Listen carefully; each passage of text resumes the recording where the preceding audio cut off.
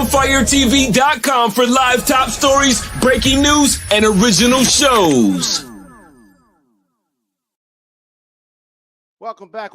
You man, Diamond K in here. Of course, the Diamond K Show, OnFireBroadcasting.com, the DiamondKShow.com.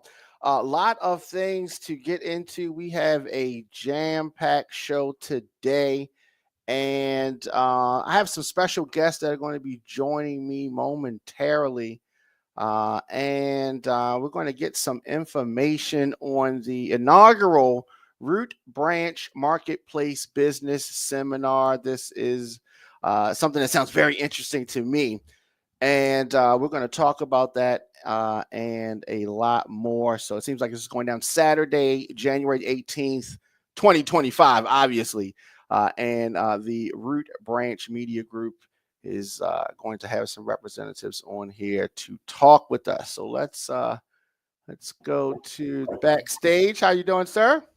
I am well. Thank you for asking. How are you? Wonderful. All right. And if we have someone else that's joining me, that's joining us rather, if they're backstage, then I'll bring them on. So let's talk a little bit about what's going on. Please introduce yourselves, starting with you, sir. I am Clarence Jones from C.E. Jones and Associates, president of the United Minority Business Coalition. Wonderful. And you? Good evening. I am Dr. Vanya Pettigrew, CEO of Root Branch Media Group, the media mogul. Okay. I'm glad that both of y'all could join me. All right, so let's talk a little bit about this event that is going on this weekend. First of all, I guess, where did it originate from, the idea? So the event is happening this Saturday, the 18th of January at the RBMG building, Canton Harbor, from 10 a.m. to 3 p.m. So I am, again, Dr. Vanya, and I'm the CEO of Root Branch Media Group. We are a full-service media and communications firm rooted right here in Baltimore, just celebrated 19 years in business. I am, known as the media mogul. I recently made history as being the first African-American woman in the state of Maryland to buy the block on the water. So I'm really excited to invite everyone out to the block to participate in this seminar. And so one of the things at Root Branch that we do as a media and communications firm, we also create original programming. So we recently produced a show called Root Branch Marketplace, which is a home shopping style, format style, original television production where we feature local small businesses, primarily in Baltimore, but it has caught on and also features businesses from the surrounding DMV. What makes Marketplace unique is that it's not just about, selling and showcasing your products or your services. Because I am the media mogul and I understand the value of having strong media and digital assets for marketing.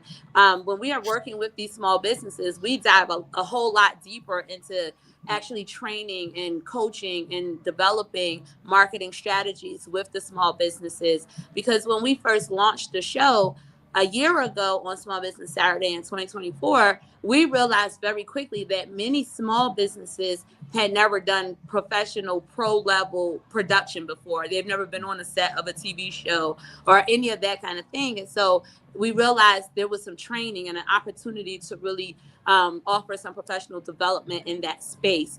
And so now 1 year later, the show has grown. We have deeper partners, including the mayor's office, the main streets. We're partnered with BWI Airport because they have a launchpad program where minority businesses have small business presence in the airport.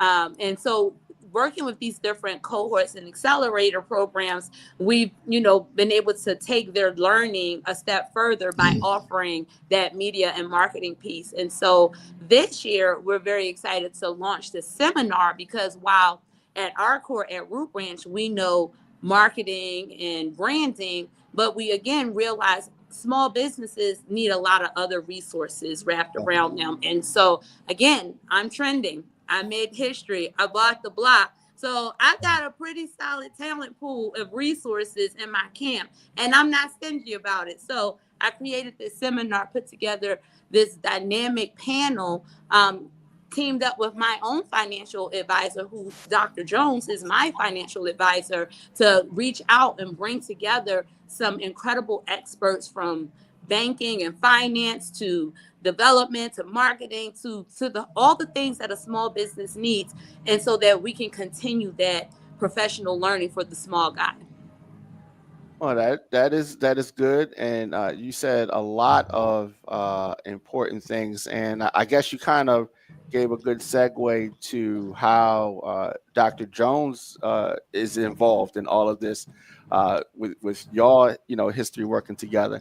So, what do you want to say about this event, Dr. Jones? This event, I've done these over the last 30 years. Mm-hmm. And I've been to a lot of events, and I notice most of them that you go to, you hear about other businesses and sponsors and their products, but you're not really educated on how to be a better business person, how to market your product. The United Minority Business Coalition, we actually go in and break businesses down and find out why they're not making money. We find out their strong points, their weak points. We go over I have a degree in economics and finance and business administration.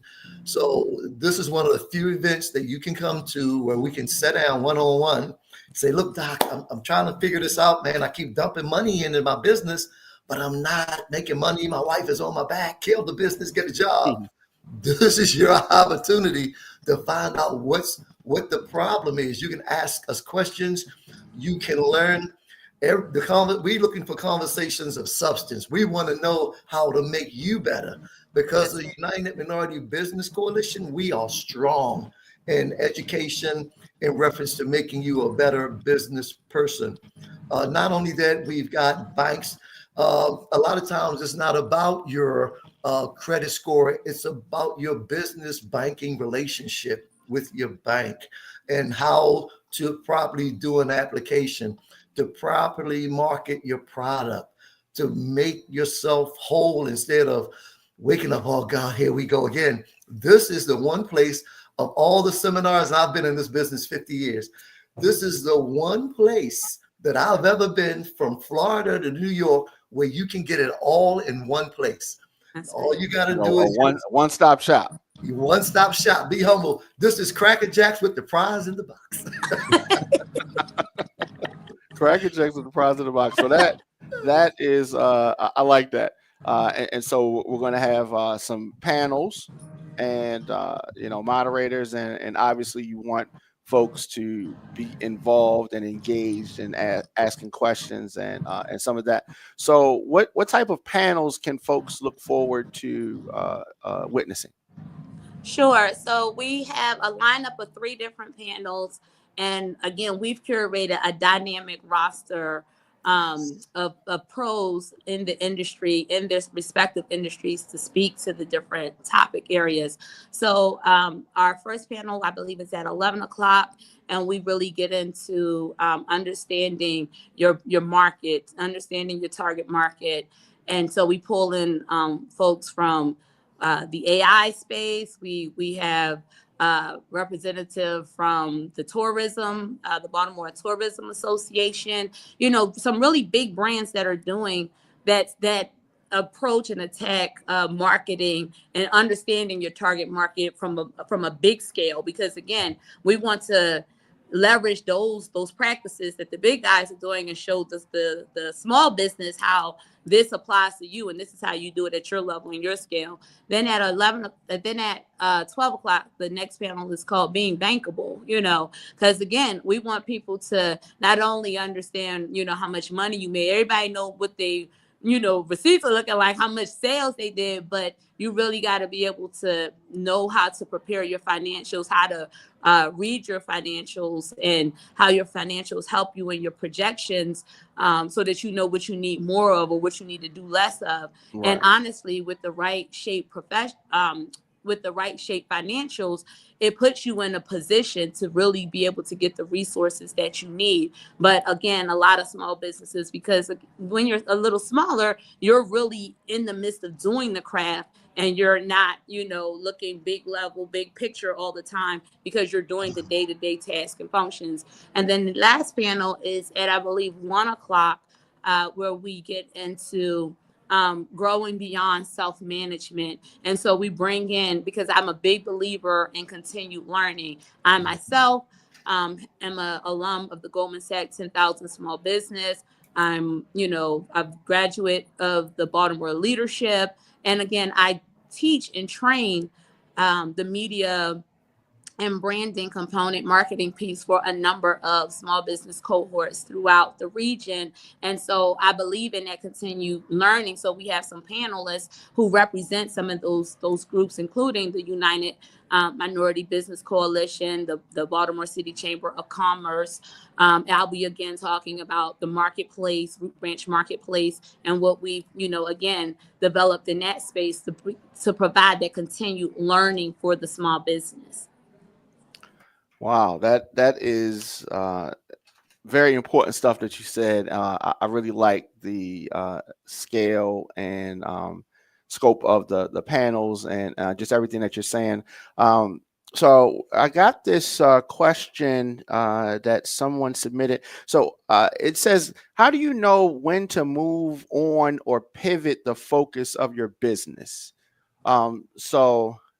That's an interesting question. So, I guess if they're selling one thing or the focus is this, how do they know, or what would you suggest would be something for them to look out for? Maybe they need to hyper focus or expand, or offer more services, or what are some suggestions in that regard? Most business owners, I find that control everything in reference to their business. And if it's not going right, you're not making money, and you're just pouring money into the business, you have to do one of two things. You either have to let it go or hire a professional to find out what you're doing wrong. If you've really got a lot invested and you've second and third mortgaged your home for this business, and you've done everything you can into this business, you need to come to the seminar and talk to a business professional. Even to the point, I'm finding that a lot of businesses owe federal and state taxes, and they're unaware that there are two programs right now that you can walk away from a lot of that debt and pay 10% of the debt. We're going to get into that in one of our panels. It's called the Offer and Compromise Program. I'm an auditor for the Internal Revenue Service. I know the programs, and we could talk for 3 hours about everything you can get. It's like going to a business supermarket with a shopping cart and get everything that you need. You know in your heart when it's time to let it go, but it's like that car that you go to trade it in, and they're not going to give you enough for it. And it took your wife to have your first child, and it took you to work, and you hung out in that car. That's that business. You know what I mean? You got to either trade it in or let someone do some work on it. And you got to step back and let go, which a lot of business owners have a problem with that. They need a fresh, it's like if you have a business and you're in the sales, and your salesmen are doing $20,000 a month, and you're diving at $15,000 a month, they never get to 20. So what you do, you bring in what's called a racehorse. You bring in a hungry salesman. You bring in a hungry manager. You talk to professionals, or you come to the seminar and you ask for a mentoring program, which we have through the United Minority Business Coalition, where big business will pay for a mentor to actually come into your business and see what you're doing wrong before you decide you want to let it go. That's right. And I'd like to also offer, this is where you have to diversify your offerings, right? Because I am the queen of creating something new. I mean, as long as God continues to bless me with the gift of being able to create, Root Branch will always sustain, right? Yeah. I've launched a lot of ideas or concepts and I fully execute, but not everything catches on immediately. Does it mean it's a dud? No, it doesn't. Some things take a little bit longer, and sometimes you just have to have the proven track record of doing something long enough that when that one thing finally ignites and catches on, then people will go back and look at some of the other things that you have offered, and now they're ready to buy up your entire suite of all of your products and services that you have developed along the way. So part of it is not necessarily, giving it up fully, but that pivot piece is important. Maybe, focus the attention a little bit more on the thing that is giving you the greater gain and the reward, but it doesn't mean fully stop doing the other thing. Because again, I'm assuming that when a person is creating a multitude of things, they somehow all go together. And if you're strategic in how you're developing your products and services, you want to be able to make them seamlessly point from one thing to the other so that you are organically creating your own ecosystem. Absolutely. How, I guess, when was it that you knew what you wanted to do? Like, has this been something that you've known since you've been young, or is this just a little process? Has just evolved? How did we get to this point?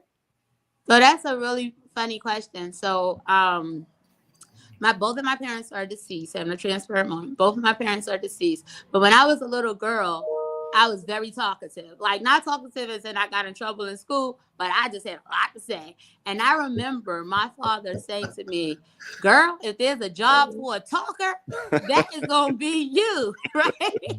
And I joke about that because that stuck with me. And as I'm experiencing all this gain and success, and he's not here to witness, right? Literally, that skill of talking is what got me to where I am. My degree is in speech communications from the University of Maryland. I studied with intention to become a speech writer, writing professional speeches. And so I had an opportunity when I was in college to intern in the White House under President Bill Clinton in the speech writing department. And just before finishing school, I saw another opportunity to intern just to get my last set of credits to finish. And it happened to be on the set of a television show that was produced on Capitol Hill at Reuters. And so while I fully understood that political world coming from the White House, I said, let me give this internship a try. And from day one, walking into the control room of the studio, I fell in love with television and film. And so my entire career has been in television from here on out. But what was so unique about that is at my core, I am a writer. I'm a communicator and I am a writer. And so while I studied speech writing, I taught myself how to write script and how to write copy and content, working many years in ad agencies and then working many, many years in management at the Discovery Channel in Silver Spring. And then from there, I launched Root Ranch. And so Root Ranch just celebrated 19 years in business this January 1. Wow. And Dr. Jones, what about you? How did you get on the path that you're on? I even as a kid, I was at gung-ho. If there was a problem, let me try to fix it. Let me try to solve it. And I always had an aptitude for numbers. I just was always, it came easy to me. And at 7, 8 years old, my parents had to come to the school because I wasn't doing the work because it was so easy. So they put me 2 grades level higher, then another grade level higher. Then by the time on my 16th birthday, they let me graduate, and I just had a thing about numbers. So I wanted to always, numbers control everything. I'm just a geek, a nerd, right? One of them, right? So, and I got into finance, and it came very, very easy for me. And I met a Jewish attorney. He says, "You got talent." He says, "I'm going to take you under my wing, and I want you to give me 5 years." And I gave him 5 years. He passed. And my initial 78% of my initial client base was Jewish and Italian. So I moved a lot of money all across the country. Then when Tyler Perry got the studio down there, I assisted in managing some of the accountants that actually put that together. I can go into a business, and if I go into that business and pull the financials and see what's going on with it, and I know what questions to ask, I can write a map for that business owner, and he follow that map, and he'll be more productive. Most of our clients, United Minority Business Coalition, that we mentor these businesses, we get their profits up by an average of about 34% in 90 days. Yeah. Wow. Because it's hard as a business owner when you don't know a lot of things and the people around you aren't telling you. And most of the seminars that you go to, they're going to talk about their product. You're going to talk about your product. Right. They're not going to give you the skills to be a better business owner. I mean, I'm trying to be calm about this seminar, but I am totally excited about it because it's like no other. I mean, that's right. Dr. Vanier is a master at what she does. And when it comes to finance and accounting, and I have a great relationship with banks where I can help businesses get money. There are grant programs. There are 4 programs that are out there right now that are actually going to end last day of January. And there's money available right now. We're going to discuss that when they come to the seminar. Yeah, that's right. So, and Dr. Jones is really the real deal, guys. I mean, again, when I mentioned our bankable panel, we have representation from M&T Bank. We have representation from JP Morgan Chase. We have representation from Harbor Bank. And we have, again, the representation from the Goldman Sachs, 10,000 small businesses. These people would not stop down from what they were doing to answer my call, to answer Dr. Jones' call, if they didn't believe that we were putting together something that was really going to be impactful and move the people forward. Absolutely. And like you're saying, it would not be happening on this level with these folks participating, the type of expert panels that are going to be available for folks, the guest speakers, the networking. Networking is so important. I think networking is underrated. Yes. And so much of things revolve around who you know, and the information, and like you're saying about some programs that are going to be ending shortly. If you don't get out talking, meeting people, having these conversations, getting in the rooms or knowing the rooms that you need to try to get into, is going to be really important for you, especially going into the political climate that we're in now. You got to go and get the information. And so this Saturday, so starting at 10 a.m. and January the 18th. So folks can text seminar to 1-888-720-ROOT to get tickets. And then we have some links in the description as well. You were going to say something? No, I'm just okay. Yeah, I'm agreeing with you. And, so there's so much offerings that are out there sometimes that, people have had bad experiences investing and taking courses or attending a seminar.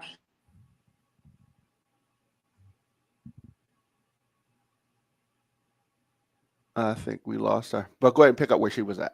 Okay, so this is just so important because it's one of the few seminars where you can actually sit down one-on-one and talk to a professional.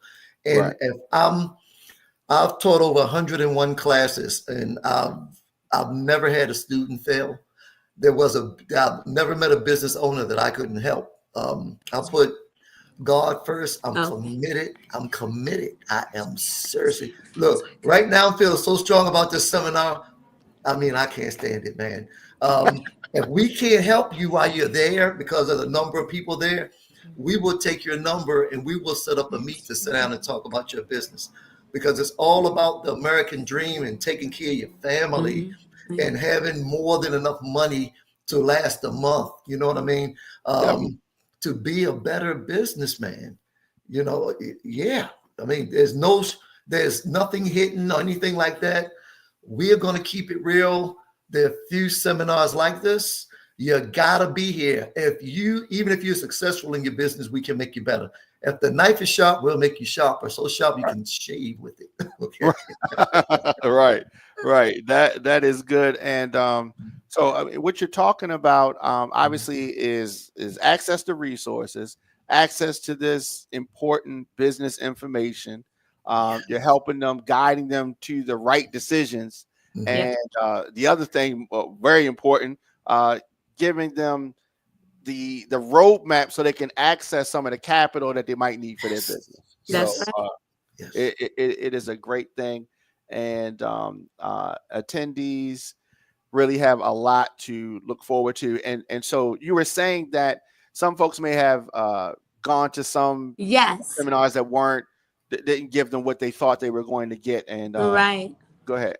Yes, but the reality of it is, if you really want to scale and grow, you have to make that investment. And this is one of those opportunities where, it's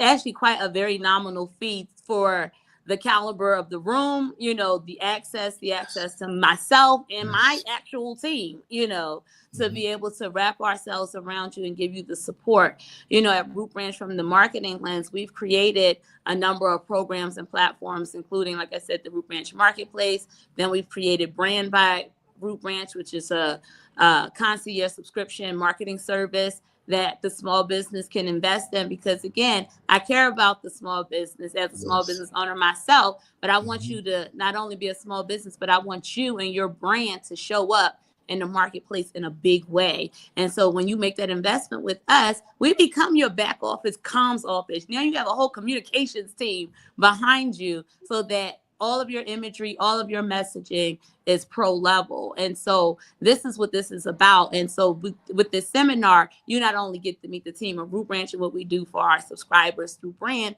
but now you get to meet the members of the coalition and meet my own financial advisor, Dr. Jones, and have him impart wisdom on you and set your business on the right trajectory for growth. Very, very important. And I love what you're doing. And so this is the inaugural. So that means that we're going to come back again and continue to build on what is done on this Saturday. So folks have time to get tickets, have time to get involved. So it's not too late. It's not too late for them to register. There's still time for you to do that. You have a business. You have something that you're trying to build. This is something that you need to be a part of, the Small Business Seminar 2025. You can register right now.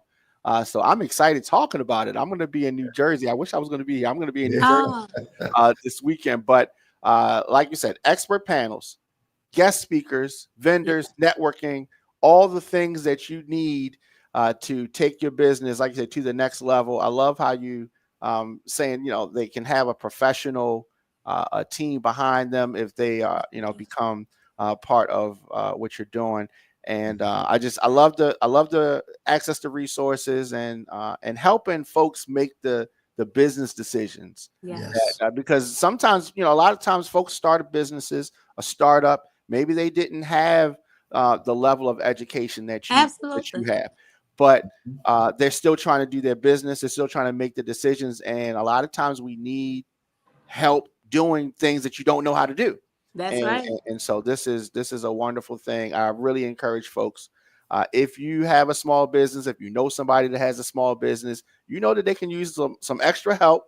And it's about investing in the business. So you invest. If you have a brick and mortar, you're investing in the infrastructure, the physical, actual infrastructure of the location. You're paying, rent, and you're paying your team and all that kind of stuff. And this is another investment in your business, the education piece, and it is super important. Yes.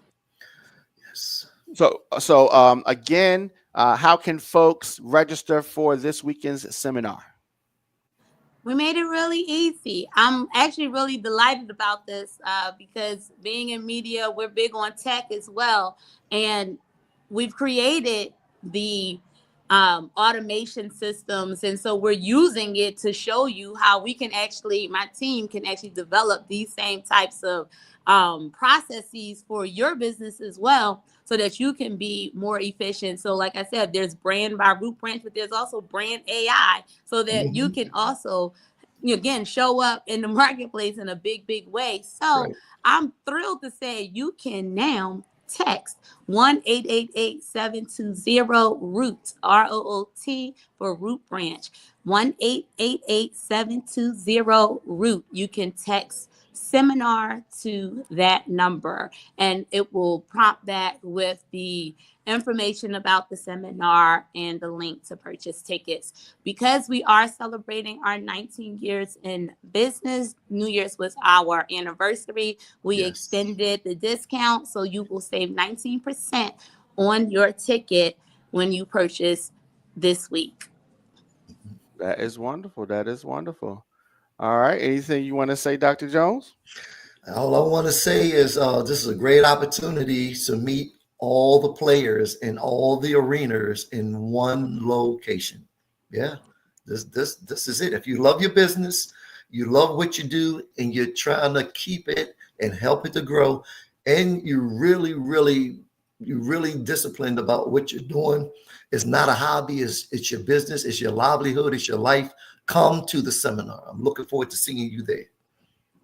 Absolutely. I am. I'm glad that you had both of you had time to chop it up with me and present this information to our viewers and our listeners.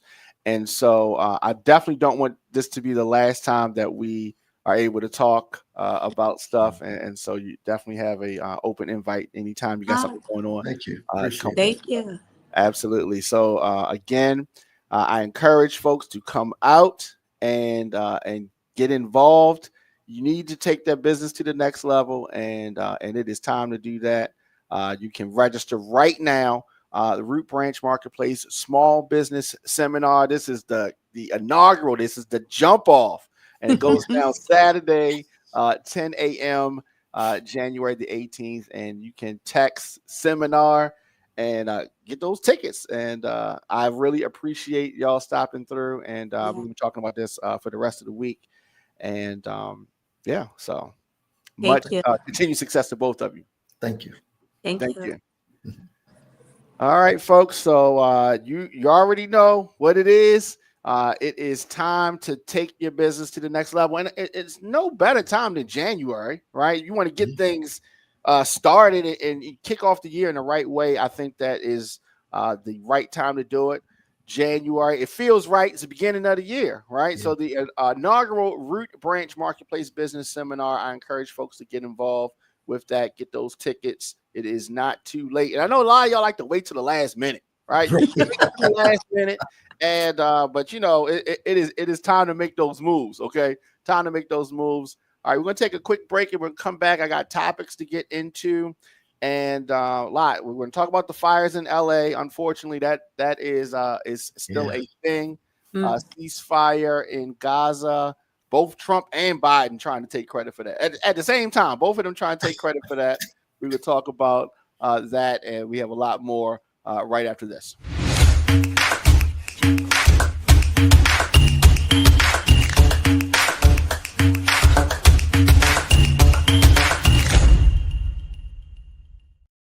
All right. Are we good? Okay, I'm sorry. We're good? We good? Yeah, we good. Thank you so much. Absolutely.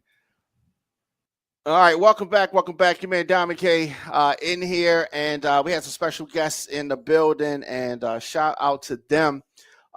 Republicans are eyeing conditions on wildfire aid in California. They're trying to put some type of a litmus test, right? Folks in California, they too woke, so they don't deserve any aid. That's what we got to deal with right now. No surprise, really, because Trump is putting pressure on a lot of these Republicans. And even though the wildfires have killed at least 24 folks, thousands of homes and businesses have been destroyed, But Trump is criticizing the disaster response strongly because it's a Democratic state, I guess. But top Republicans in Congress are considering imposing conditions. Can you imagine if Democrats said, I don't know, when some type of a natural disaster happened, that we're not going to give aid to folks unless they do some type of restrictions on guns, right? Or things like that. There would be outrage. Fox News, their heads would explode. Like they would be so angry if Democrats try to do something like that. But these top Republicans in the United States Congress are considering imposing conditions on disaster aid. Conditions on disaster aid. And Mike Johnson is talking crazy about this kind of stuff. And I don't like it one bit. The House of Representatives Speaker told reporters earlier this week that leading officials in the Democratic-led state mismanage water resources and forests in Los Angeles. And they are blaming the fact that there are too many woke politicians in California, and that is the issue. There should not be conditions on aid anywhere in the country. I mean, it doesn't make sense. I'm surprised that they're even trying this, but at the end of the day, this is what we're going to have to expect. This is what we're going to have to deal with. With Trump due to take office in less than a week, Republicans controlling both the House and the Senate, giving full party control over spending and all this kind of stuff. So this is what we're going to have to do. I don't know who they're going to blame when things start to really hit the fan. Who are they going to blame? They're going to still try to blame Biden, even though they control everything. Republicans control everything currently, or we're going into the time where they're going to control everything. Who are they going to blame? You already know. You already know. So definitely we're going to continue to watch this. But the president-elect, Donald Trump, took aim at the largely Democratic leaders of California and Los Angeles and, basically calling them incompetent over the weekend on his social media site. And I don't know. I can't believe that some of these politicians living in they're not living in California, but they're going to be trying to tell folks from California how they need to run and prepare their state for the fire conditions. So yes, climate change is a big driver of all of this. The winds blowing, it doesn't happen everywhere the same way, right? But one of the biggest hurdles facing the disaster aid in Congress is this energized hardline conservative bloc that seeks to offset any new spending unless Donald Trump says so, right? Because he's starting all these different agencies, right? He's talking about starting an exterior or external revenue service, right? And that's supposed to be the agency that he's starting that's going to be collecting tariffs, right? I thought that you guys were for small government. He's starting agency after agency after agency. And last month, the Republican-controlled House and the Democratic-led Senate approved more than $100 billion in new emergency funding to help states, including North Carolina and Florida, from the devastating hurricanes that they went through. So let's understand this. Natural disasters do not play the politics game. So during the times when we have natural disasters, we should not be playing the politics game. But many of the aid that recipients received, they were living in Republican areas. So I guess it was all good there. When something happens, when a natural disaster happens, Democrats are not trying to play politics. It's only Republicans trying to play politics. But, and they're trying to put a limit on the money, right? I don't know, 40 billion. That I don't consider that playing politics. I mean, when you talk about billions of dollars in aid, right? Because where's this money coming from? They're just printing it up, right? It's coming out the cliff. Where is it growing on trees? Where does this money come from? It just comes out. We say, we need money for this, and then all of a sudden, money appears.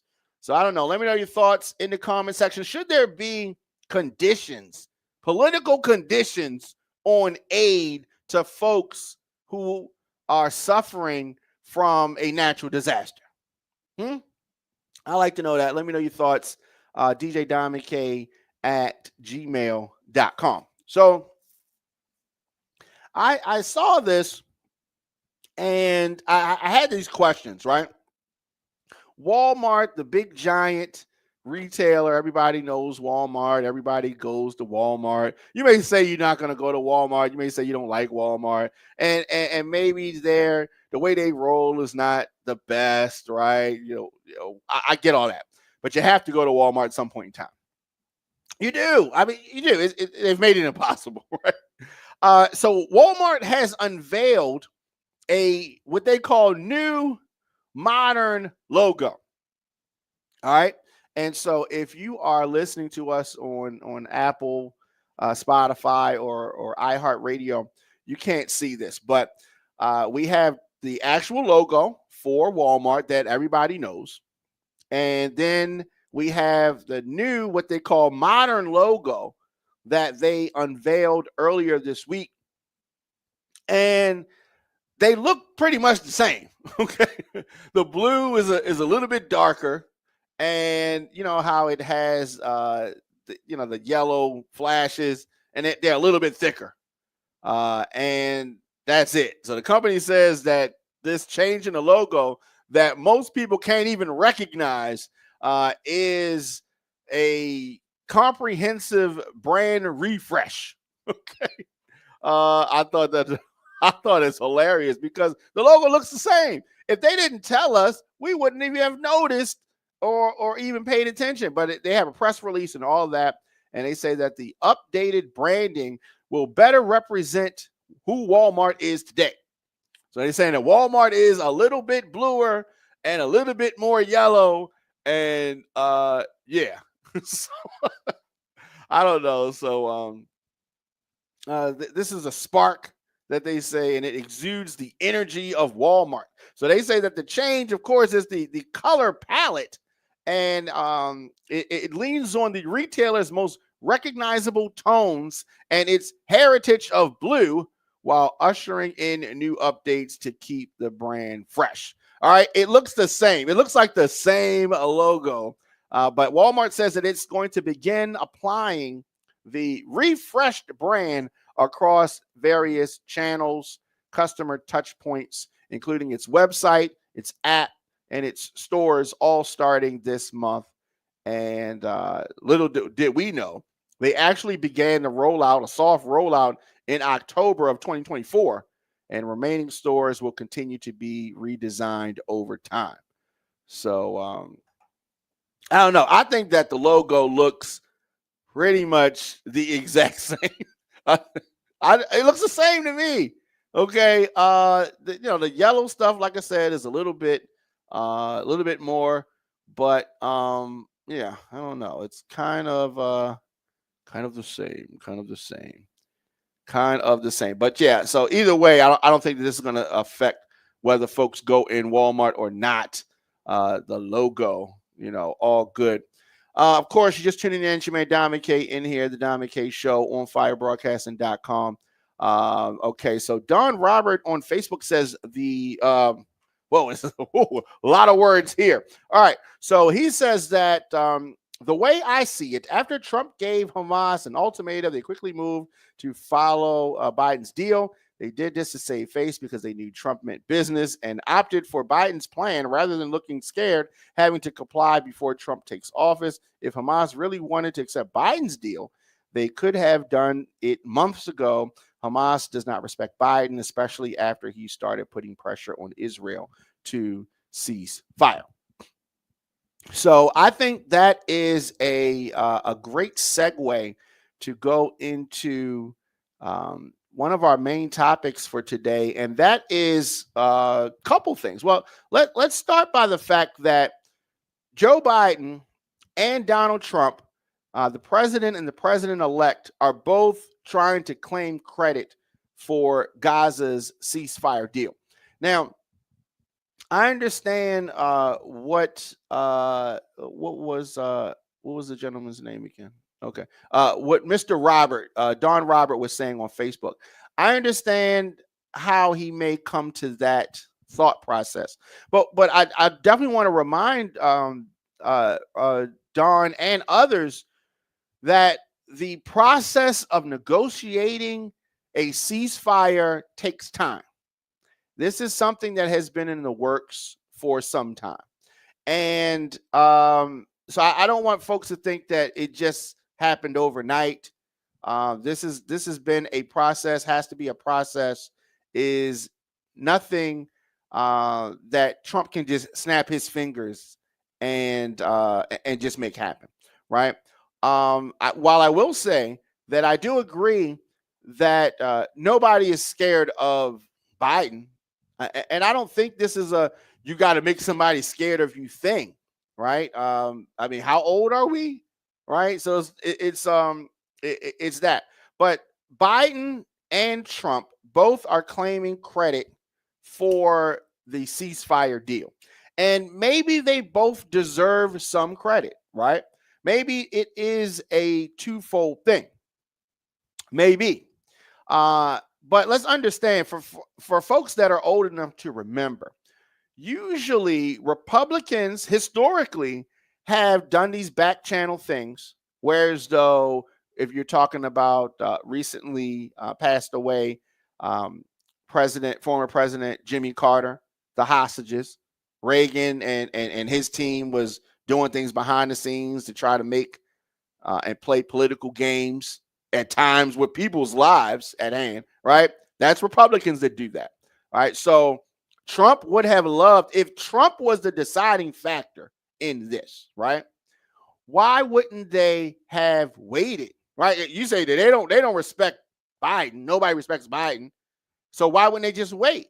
Why would they do it now? And Don said it's because to save face. But if you were able to figure this out, Don, you weren't involved in the negotiations. I was not involved in the negotiations. So if we were able to figure out, or Don is saying it's not me. But if you were able to see, using your insight, that they are making this deal because they want to show Trump they're not scared of him or whatever. Come on now, that doesn't even make sense. Okay. This has been a long time coming, and they finally have reached this point, and now we're here.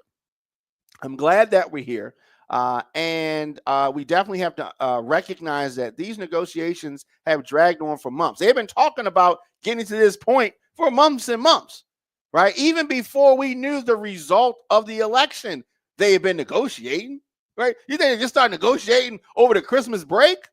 No, of course, like everything Republicans do. Republicans will vote against something and then show up at the unveiling of the thing that they voted against. So this is a big part of that.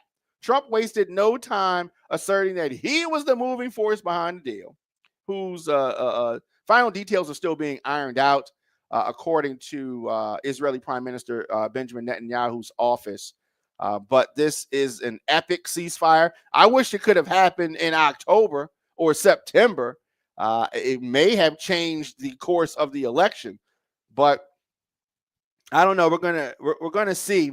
Biden stressed in his statement that a deal was reached under the precise contours of a plan that he set out in late May.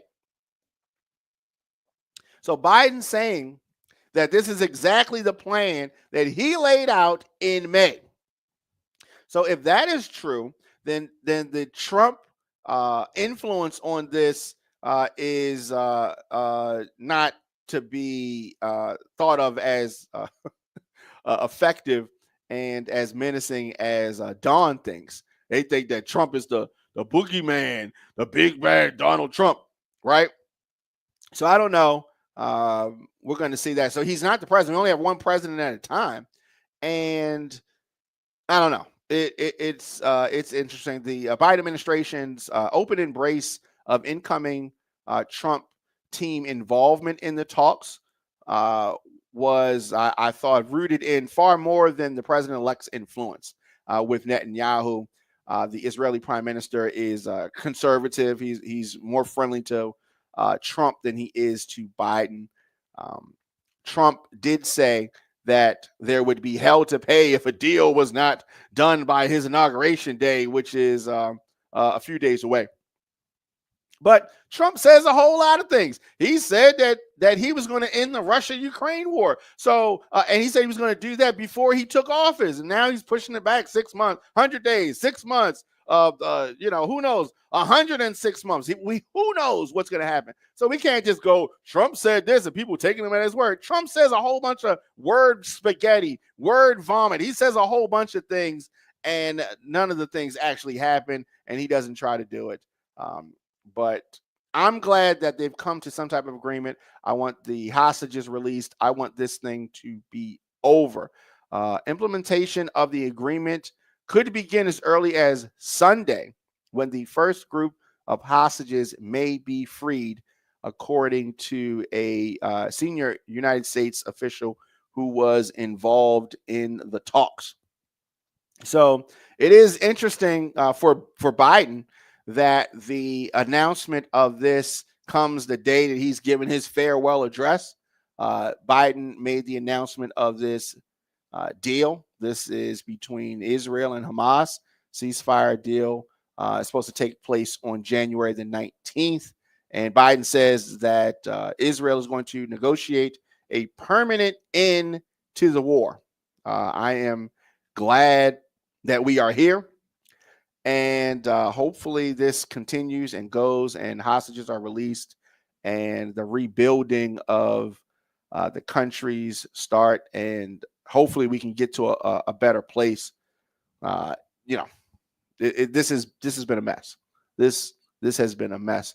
Let me know your thoughts, of course, in the comment section. Instagram, Facebook, Twitter, LinkedIn, TikTok, at The Diamond K Show. Of course, Blue Sky, Threads. I am at The Diamond K Show. If you're not, make sure you subscribe on youtube.com/DJ Diamond K.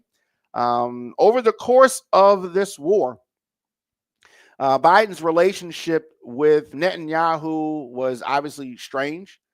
There has been an enormous Palestinian death toll, now standing at more than 46,000 people dead. That is insane. That is insane.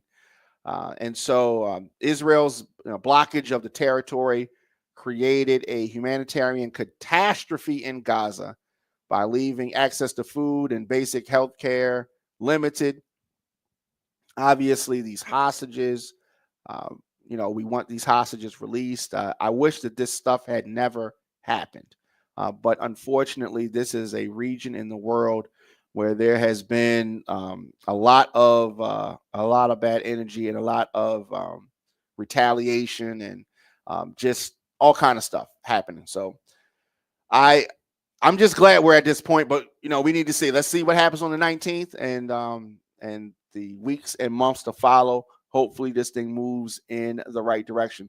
Just tuning in, your man Diamond K. At The Diamond K Show. And this weekend, I'm going to be in the mix course Saturday and Sunday. You can check us out right here, 6 p.m. So we got a lot of things to unpack here.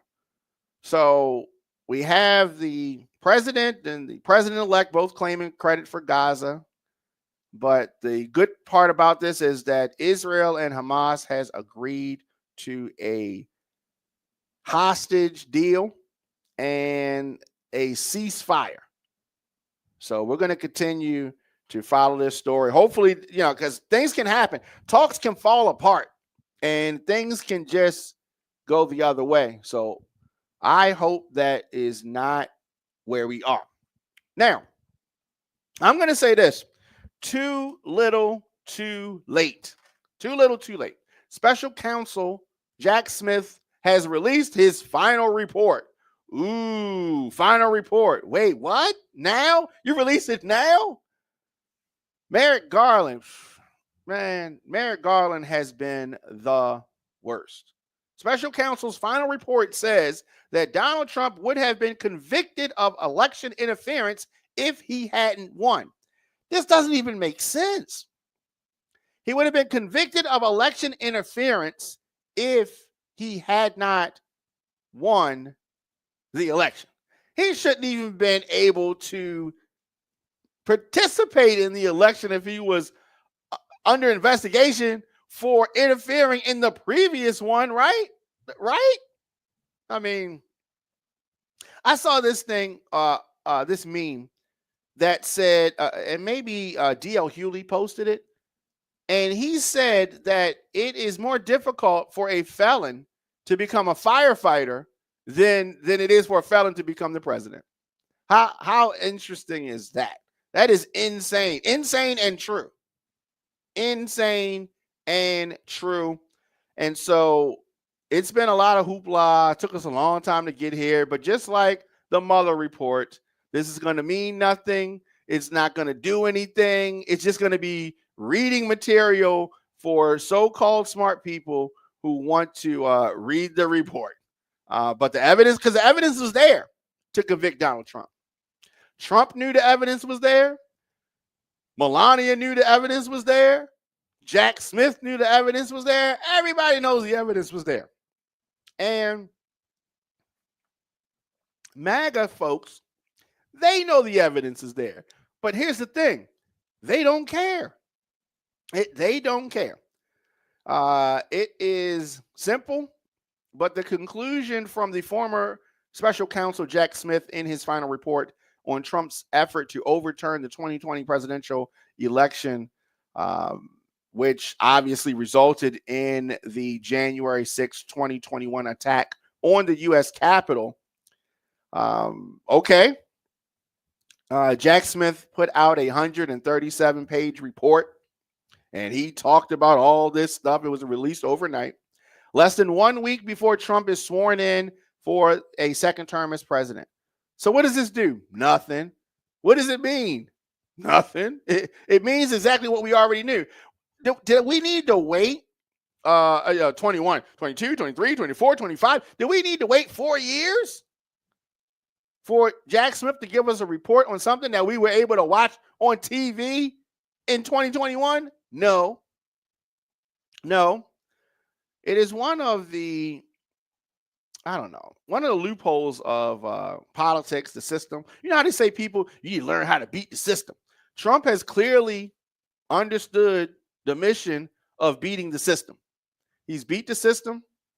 And if Democrats allow him to continue to whoop on them, that's probably what he's going to do.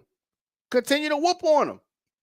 And so this 137-page report released overnight, way after the fact, too little, too late. And I mean, Supreme Court jumped in this. Smith said that his ultimate defeat was at the ballot box when Trump was reelected. The reason why that was your defeat was because it took you too long to get to this point. Half of the work was already done. It wasn't that difficult of a case. But sometimes people make things harder than they have to be. Too much. And that's Democrats. If making things harder than it had to be was a person, it's the Democrats. So he faced all this and Merrick Garland. Merrick Garland, I don't even know who's worse. Is Biden worse or Merrick Garland worse? Well, maybe it's Merrick Garland because, yes, Biden, put Merrick Garland in the position. But Merrick Garland is the one to pump the brakes, put the car in park, took the keys, threw it out. He wouldn't drive nowhere forward to make this happen. No, he just didn't. Just slow rolling, Sunday driving all day, all night. So all of the legal battles Trump has won over the last few years I don't know. Trump's election win was the ball game, and that's fine because this stuff was supposed to have been done. But Trump was able to throw election interference, and he was able to scare them and do this kind of stuff. And the Democrats, Jack Smith, Merrick Garland, Biden was too scared to say or do anything because he's going to say, he's interfering. He wasn't interfering, but it didn't even matter. He outsmarted all of these so-called smart people with street stuff, right? He just used street stuff, putting pressure on them, confusing them, these so-called smart people. So this is the second time a special counsel investigating Trump has pointed to the fact that the Justice Department policy means that a former and future president won't face a jury. Okay. What is a policy? A policy can be changed. A policy can be changed easier than a law. What is a policy? All right. All these people are like, this is a policy. We can't charge them. But policy is nothing. Policy ain't in the Constitution. The policy can be, okay, here's one. The policy used to be everybody came to work. You came to work in person. That was the policy. Then we had a pandemic and the policy changed. Everybody stayed home and people worked from home, or some people lost their jobs or whatever, right? We didn't say, oh, no, we can't stay home. The policy is we got to go physically into the office. No, people cut that real easy. But these so-called smart people, these attorneys, these politicians, when somebody commits a crime, they say, oh, no, it's a policy. We can't charge the president. The president's committing crimes. The president has not been charged. I don't know if y'all realize this, but the president is above the law at this point. You're saying that a policy is preventing you from holding the president accountable in anything. Most of this stuff done before he was president. Then you have other stuff that he was done after he's president. You won't hold him accountable for the stuff that he did prior to being president or during the presidency. He's above the law. And if he does anything after he's president, you're going to say he was president and we can't charge him. That makes him above the law. It's not difficult. It's like everybody can see it. Stevie Wonder says, the president's above the law. Everybody knows it, right? So let's just stop playing around with it. Let's say, he can face charges later. No, fam, he's not going to get charged later. Come on. We've been playing this game for far too long. The department's view that the Constitution prohibits the continued indictment and prosecution of a president is categorical and does not turn on the gravity of the crimes charged, the strength of the government's proof, or the merits of the prosecution, which the office stands fully behind, Smith wrote. Get out of here. Go sit on the couch with Mueller. You failed. You're a loser. You did not do your job. You wasted the American people's time. Merrick Garland, get out of here. Get on the couch next to Smith and Mueller. You're a loser. You didn't do anything that you were supposed to do. Face criticism. He don't even go to no ball games. You just do everything at home. Don't come outside. Nobody wants to see you. I don't know. So dropping the charges does not exonerate Trump, Smith insists. Smith, shut up. Like these guys are so maddening. Like it's like they are a joke. The Supreme Court was a major roadblock. Why did we hire Jack Smith? Because all the people that was big up in Jack Smith, they was like, oh yeah, Jack Smith gonna get it done. He knows what he's doing. Ooh, he's a competent. Like you are a sheep. He doesn't think outside the box. He's a joke, a bad joke, right? Yeah, like he's just a bad joke. The decision to charge Trump was fully justified. Yeah, it was. Smith said that the office would not have charged Trump if he was merely exercising his free speech rights by engaging in exaggerated or rough and tumble politics. Right? It's true. You charged him, but as many attorneys and prosecutors have found out over the years, just because you charge somebody doesn't mean that you're going to get them on anything. Smith has some thoughts for election year probes. I don't even want to talk about election year probes because They did a probe into Hillary, right? They did a probe. Like, Democrats are so weak at this point. Democrats need a leader. I don't know who the leader is. The leader's definitely not Obama. The leader's definitely not Obama. The leader's definitely not Joe Biden. I don't know who the leader is. I don't know. But Democrats don't have one. And they need one. They need a sharp leader. They need a tough leader. They need somebody that's about it. And these guys and gals are not about it. Jasmine Crockett, she's about it, right? She's not the leader. She is about it. They need some, and I'm going to say it needs to be a male, right? It needs to be a male. It needs to be somebody with a backbone, not one of these old golden age retiree candidates, in their 70s, 80s, 90s, none of them, right? It needs to be somebody in their 40s or their 50s at the most. And so the investigation, the special counsel investigation is and was justified. That we know. But tell us something that we don't know. How about, why didn't you make a move? Why does it take so long to do an investigation of something that was on TV? I don't get it. I don't get it. It makes no sense. They didn't really want to do it. They didn't really want to do it because they are propping up and living in a fantasy world, right? These guys and gals are living in the tape era, cassette tapes, right? But we are, so they acting like everything's on cassette tapes and we got streaming, right? They living in a whole nother generation, and they're not operating in the world that we're living in currently, right? And so y'all might as well have one of the powdered wigs and the dumb stuff that George Washington and all them folks had on, right? Because y'all played out. All of these Democrats, these old ones, are played out. And Jack Smith ain't that old, but he's still played out. We need to get these type of people out of there. As long as we have Democrats in the forefront that think and act like Merrick Garland, Joe Biden, Jack Smith, Robert Mueller, as long as we got people thinking like that, we're going to lose. We're going to lose. So we need to get them folks out of here. And I love Kamala to death, but Kamala is not what we need right now. Clearly and obviously is not what we need right here. It would have been nice, but it's not going to work, right? So for those that, if you want to know my thoughts, she does not need to run for president in 2028. Governor of California, knock yourself out, baby. But president, no, can't do it. Not going to do it. I hope she doesn't do it. I'm not feeling that. So let me know your thoughts in the comment section.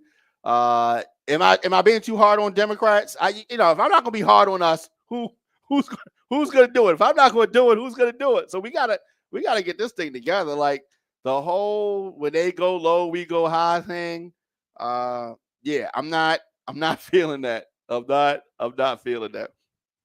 And I think that it's funny because MAGA has had a meltdown because Michelle Obama is skipping Trump's inauguration. Even though Donald Trump and his family skipped Biden's inauguration. But of course, the hypocrisy runs deep. Oh, yes, the hypocrisy runs deep. So they're like, what? She ain't coming to the inauguration. No, fam, she's not coming. Right, so she's got more balls than Barack does, clearly, because Barack's gonna be up there shucking and jiving. Give me 5 on the black hand side, Donald Trump. Right, he's gonna be doing all that kind of stuff, cheesing and greasing, all of that. Ridiculous. It's disgusting. It's disgusting.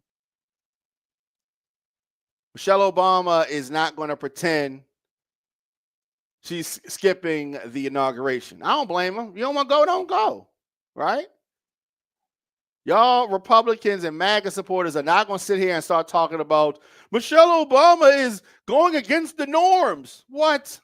Y'all elected a reality show. Whatever. All right. So she announced her plans. Michelle Obama announced her plan to stay home during the inauguration. And I think that is good.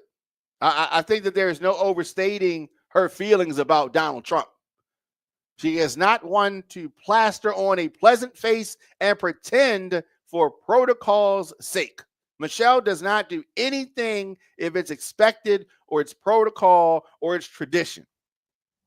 Now, if y'all really wanted to push her, she went there and then she went off or gave y'all some meme-worthy stuff, then y'all be mad, right? So she's staying home. She ain't got nothing nice to say. She's staying home. I don't blame her. Would love to see her, but she's gonna be home. And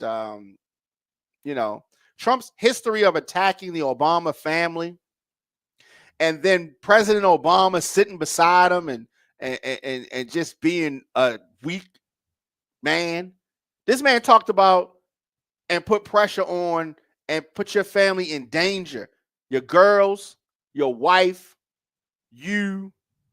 And then for you to sit up there, I don't know. It's crazy. It's when Obama got elected, I felt like, man, he couldn't do no wrong, right? But over the years, as the years have passed from him being in office, as the years have passed, you really have seen he's just a man and not that strong of a man, right?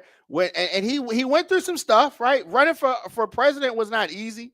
There were a lot of threats on him and all of that. So I mean, I'm saying that he's doing weak things because, yeah, he got Secret Service, he got all this protection, but one-on-one, mano-a-mano, Trump's right there. He's shucking and jiving. I don't know. So that's frustrating to me. It is frustrating to me.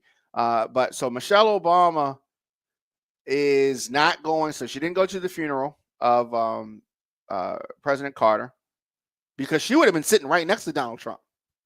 And she was like, nah, she wasn't doing that. And I don't blame her. But all of the usual suspects are going. She's the only person that is skipping. And the MAGA folks, they in their feelings about it, right? Everybody's not going to bow down. Everybody's not Joe and Mika. Everybody is not the Young Turks that is going to bow down to you, Trump, right? So Michelle Obama staying home, and that is good. MAGA, continue to have your meltdown. Continue to have your MAGA meltdown. And I thought this was interesting. The FDA has banned red dye number 3. This is the food dye, and it's in foods. It's in drugs, drinks. I do think this is a good thing. Now, all of the conservative folks will say, "You're not going to tell us. We're not listening to the FDA. Everybody should have free choice, right?" They told you not to wear. They told you to wear a mask, and y'all will not listen to them. Are y'all going to listen now? Y'all really want the red dye in your foods, in your drinks, in your drugs? So they're following California. Ooh, they're following California. Yes, California already banned this in 2023. So FDA is officially banning red number 3. This is an additive that gives foods and drinks a bright cherry red color. So it is in a lot of stuff. FDA made this announcement, and it is no longer allowing this artificial red number 3 to be used. There is some type of link to cancer, according to reports. Manufacturers who use red number 3 in food will have a long time. They got a whole lot of lead time. They have until January 15th, 2027 to reformulate their products, while those who use red dye in drugs will have until January 18th, 2028, according to the announcement. Food that is imported into the United States must also comply with the new regulations. But check this out. Here's what I'm thinking. They have until January 15th, 2027, if it's in food, and a year after that, if it is in drugs. Now, they're probably going to try to reach out to Trump and make some type of a donation or give his wife a book deal or some kind of documentary deal, and then maybe he'll do something else for him, right? I mean, isn't that how things work? right? Some people may say, what is red number 3? It is a color additive made from petroleum that gives foods this bright red color. And it is commonly used in candy. It's used in cakes. It's used in cupcakes, frozen desserts, frostings, icing, certain drugs. And according to the Environmental Working Group, there are more than 3,000 products that contain red number 3. It was banned from cosmetics in the United States in 1990 due to evidence that the dye used when it was on lab rats in high doses was, cancerous. So it remained one of 9 synthetic dyes approved for food products, right? So that's interesting.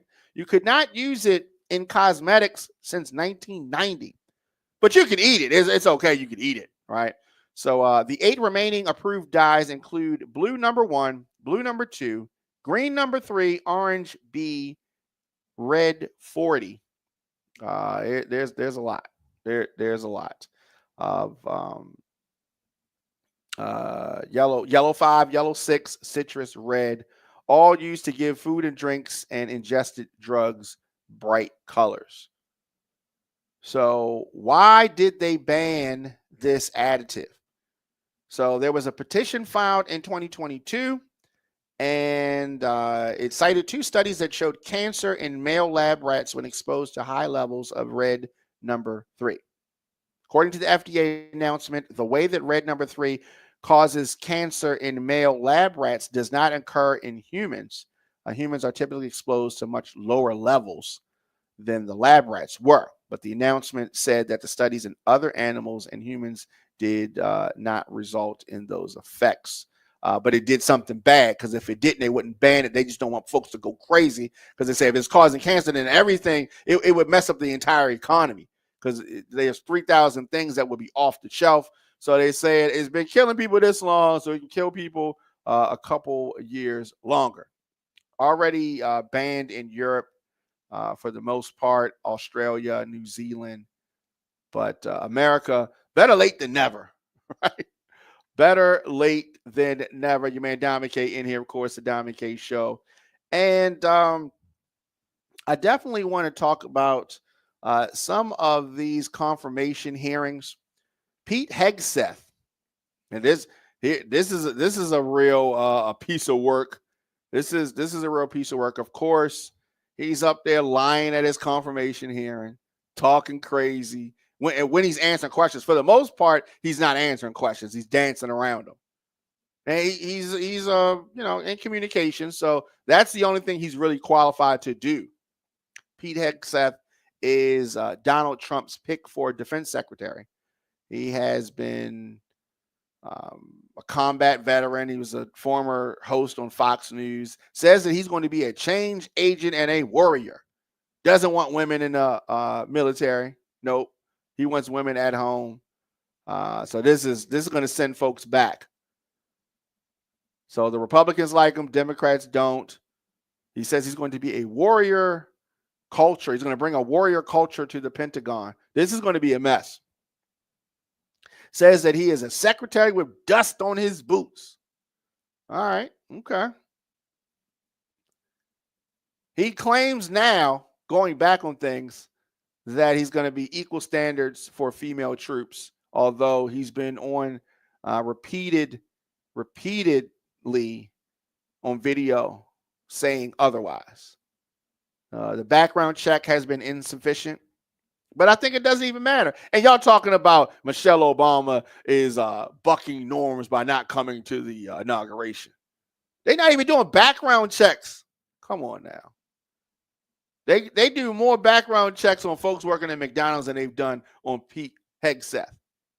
They focus on his character, which is terrible. But not only that, he's not qualified. Like, he hasn't had the experience. Would you let somebody work on your car that wasn't qualified?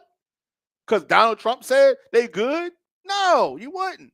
But we're letting somebody like Pete Hegseth go through and and run the Department of Defense. He's gonna be the defense secretary. What a joke.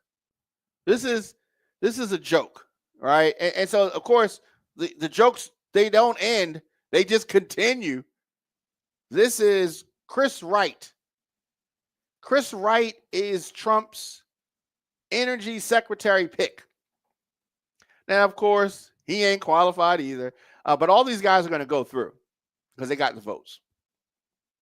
Chris Wright is Donald Trump's pick for energy secretary. And he says that he's going to promote all sources of American energy, but he also acknowledges the burning of fossil fuels causes climate change. Now, he is a fossil fuel executive. Oil and gas, right? They need to stop saying fossil fuel. They need to say, gas and oil. He's been one of the industry's loudest voices against the efforts to fight climate change because he's in business with the gasoline folks. That's what he does. All right, that's what he does. He believes that more oil and gas production can lift people out of poverty around the globe. Now, you may die, but it's going to lift you out of poverty. How's it going to lift them out of poverty? You want them in the coal mines? What is he talking about?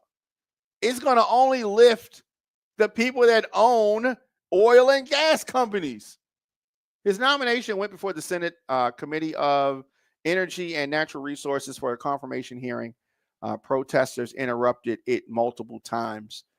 Interrupted Pete Hegseth's confirmation hearing as well. Wright promises to implement Trump's bold energy agenda. You know what that is? Drill, baby, drill. One day people are going to look back at this time and say, what? What were they doing? Why did they let this happen? He has pledged to dismantle what he calls Democrats' Green New Scam in favor of boosting production of fossil fuels such as oil, gas, and coal. Maybe I got to remind folks, this is what causes climate change. When they burn, greenhouse gases are released and it messes and changes everything. Changes everything. So Trump says that he shares my passion for energy. And if confirmed, this guy, Chris Wright, claims that he's going to work tirelessly to implement Donald Trump's agenda. And I don't know. This is going to be something else. This is going to be something else. We are on this path and we cannot stop. We can't stop. Can't stop, won't stop. We can't stop, won't stop. It is something else. A lot of these folks are going to get confirmed because Democrats are not going to be able to stop it. Democrats are not going to be able to stop it. They don't have the votes to stop it. Let me know your thoughts in the comment section. Instagram, Facebook, Twitter, LinkedIn, TikTok, Blue Sky, Threads at The Diamond K Show. Shout out to folks on TikTok. This is our TikTok camera right here. And shout out to folks over there. I don't know if this is the end for TikTok, TikTok broadcasts. I hope not. I hope that they're able to work these things out. But you never know. You never know. So we're going to continue on TikTok as long as we can. Our Instagram camera right here. Shout out to the folks on IG and all of that. YouTube, Facebook. Shout out to all of y'all, of course. onfirebroadcasting.com, thediamondkshow.com. You can get bonus episodes and become a member there. If you're not subscribed, please make sure you subscribe. youtube.com/DJ Diamond K. And of course, we talked about it earlier. Get those tickets now for the Root Branch Marketplace Small Business Seminar. It's going down this Saturday, January the 18th, 10 a.m. You can text seminar to get those tickets to 1-888-720-ROOT. You're going to have expert panels, guest speakers, vendors, networking. You can register right now. As always, it is a pleasure and a privilege. I will see you guys and gals tomorrow. Thanks for watching. Make sure you like, share, and subscribe at youtube.com/DJ Diamond K.